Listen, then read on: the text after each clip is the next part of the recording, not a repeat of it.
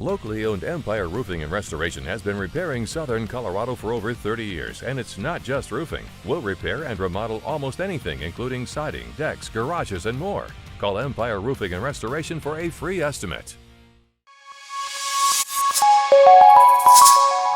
Well, our snow from late Sunday and Sunday evening has scooted out of here, and that opens the door for changes here through the first part of the week as the temperatures are going to warm up, starting off very cold here on our Monday. But let's widen the view. The precip from the weekend mess over the southern, the eastern United States with snow, with freezing rain, with sleet, power outages aplenty, now begins the cleanup. Crews out working to get power restored to many areas are dealing with the heart of the cold air. In fact, the coldest air swings across the eastern U.S. over the next 36 hours, which makes it rough for crews and probably slow with all of that ice in some places, hanging on the trees that have brought a lot of them down, the power poles, to get that stuff back up, to get around, and just rough on the crews. So keep all of them in your thoughts and prayers. We start to warm up, though, after our cold start Monday morning, and that's because we get into northwest flow. The energy from that system over the weekend scoots off to the east. So what are we dealing with this week? Well, we're in northwest flow, and there will be a couple of waves here that rotate across the state. I have the upper level energy represented here. We get a few of them to move through. There's one late Wednesday into Thursday that's stronger than the one that moves overhead Tuesday.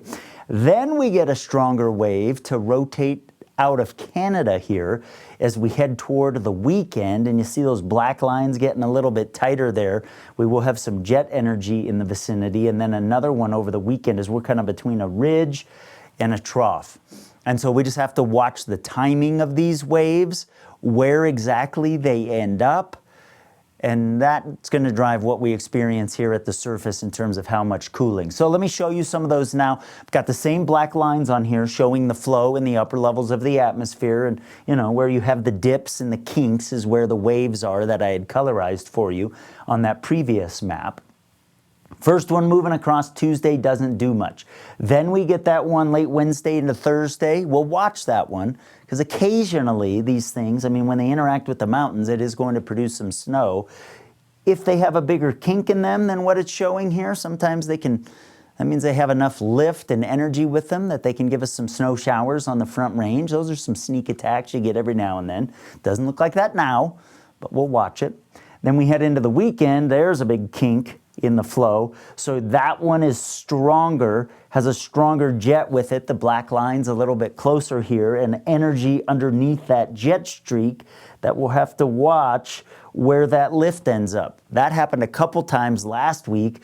I'm going back 9-10 days now, but Saturday and then Monday morning when we woke up with those snow was that kind of pattern. So we'll watch for that. And then there's another one on the way over the weekend that should bring us another cold front and keep us kind of on the chillier side of things. So after being warmer through the middle part of the week, temperatures will come down as we head into the weekend, and we'll just have to watch how much. Now, we keep the coldest air off to the east here, but that one toward the weekend, might have to adjust some numbers a little bit. I'm taking us into the 40s for now after ending up around or into the 50s for the middle part of the week. So again, those are some of the things that'll kind of keep my eye on here. But look at Colorado Springs. By Wednesday, we're into the 50s. Then I do think we'll come down. Again, we just have to figure out how much here.